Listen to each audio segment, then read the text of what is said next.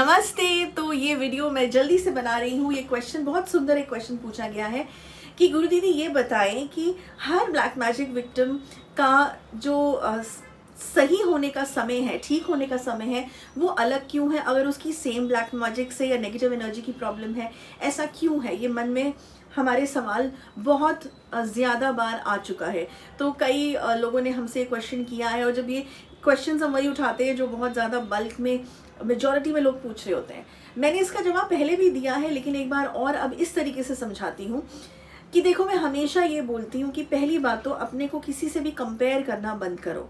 तुम्हारा ज़िंदगी दूसरा है, लाइफ दूसरा है, तुम्हारा कुंडली दूसरा है, तुम्हारा नक्षत्र दूसरा है, सब कुछ कार्मिक अकाउंट सब कुछ अलग है ना। तुम्हारी क्वालिटीज़ अलग हैं, तुम्हारी स्ट्रेंथ्स अलग हैं, तुम्हारी नेगेटिविटीज़ भी अलग हैं, गुण और अवगुण अलग हैं। ज़िंदगी को सोचने का तरीका, ज़िंदगी को लाइफ के बारे में जानने का तरीका या एक्सपीरियंस वो अलग अलग है।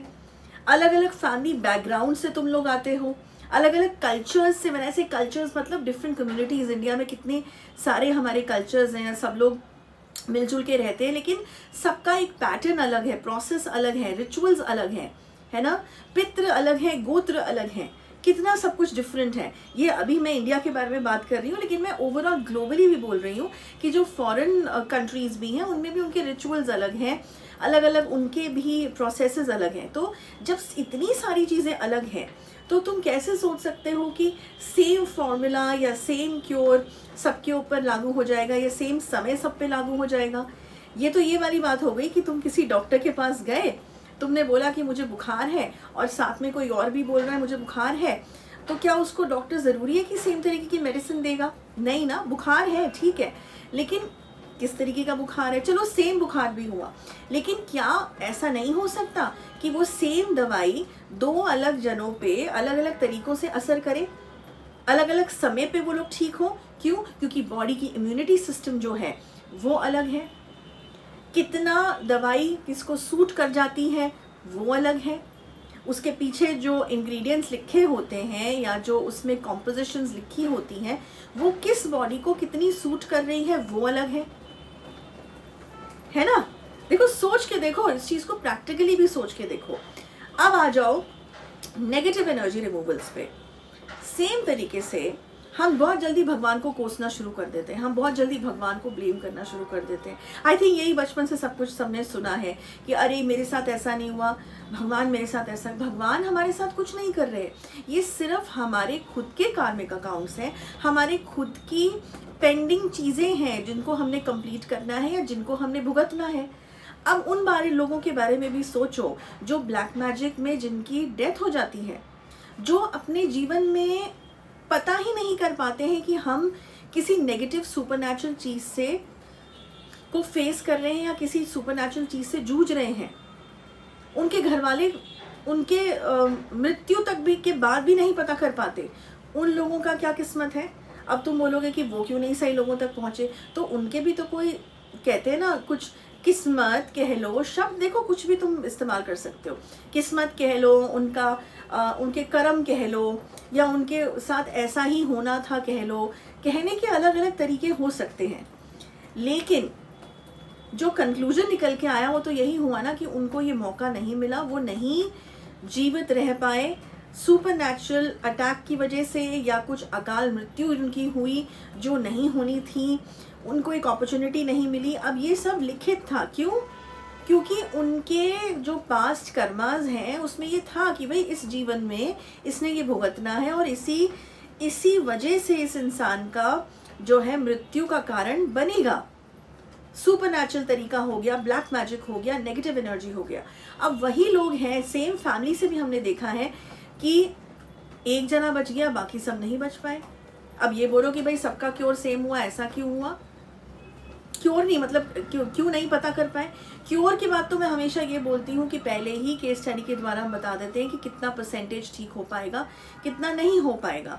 ऐसा जादू का कोई ऐसा छड़ी नहीं है जो घुमाई जाएगी और it's gonna be a miracle in one day. नहीं, ऐसा नहीं है। नेचर अपने हिसाब से चलती है, मदर नेचर अपने हिसाब से चलती है, गॉडेस अपने हिसाब से चलती है, प्रकृति अपने हिसाब से चलती है।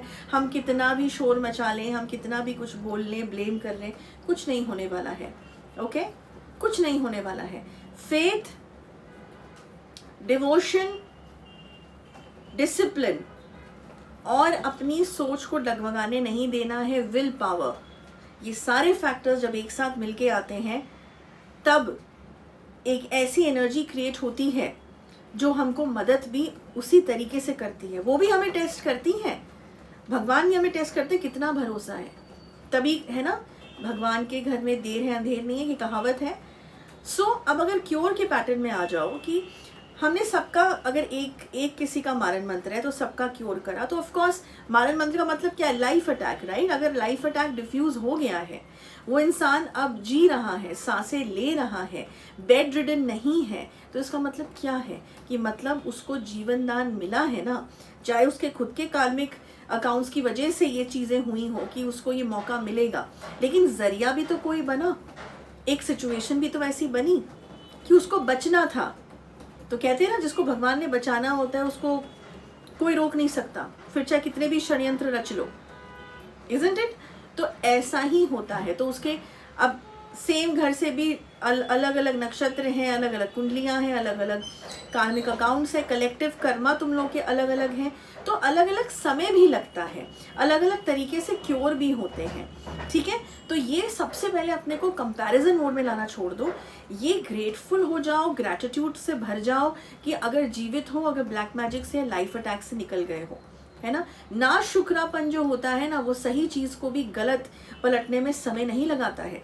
ये कभी मत सोचना कि अगर तुम्हारा क्योर हो गया ब्लैक मैजिक का और उसके बाद तुम पूरी नॉनसेंस चीज़ों पे उतर आए हो, या ओवर कॉन्फिडेंस में आ गए हो, या एनर्जीज का तुम डिसरिस्पेक्ट करना शुरू हो गए हो, तो तुम्हारे पास तुम्हारी प्रोटेक्शन बनी ही रहेगी। नहीं, ये ऐसा यूनिवर्स, ब्रह्मांड का ऐसा खेल है कि जहाँ तुमने अपने स्मार्टनेस या अपने को ज़्यादा समझदार दिखाने की कोशिश करी, तो तुरंत ये चीज़ें छिन भी जाती हैं।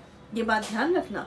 इसके बारे में एक अलग वीडियो में बनाऊंगी कि ब्रह्मांड वो चीज़ें तुमसे छीन कैसे लेता है, चाहे वो तुम्हारी विद्या हो साधक की, चाहे तुम्हारे अच्छे दिन हो या अच्छा समय हो, ये सब तुम्हें सिखाने के लिए, तुमको बताने के लिए कि ज़्यादा अपने को समझना या देवी देवताओं का अनादर करना, ओवर कॉन्फिडेंस में आके, ये सब चीज़ें गलत हैं, एक समय तक चलती हैं, उसके बाद छीन भी ली जाती हैं।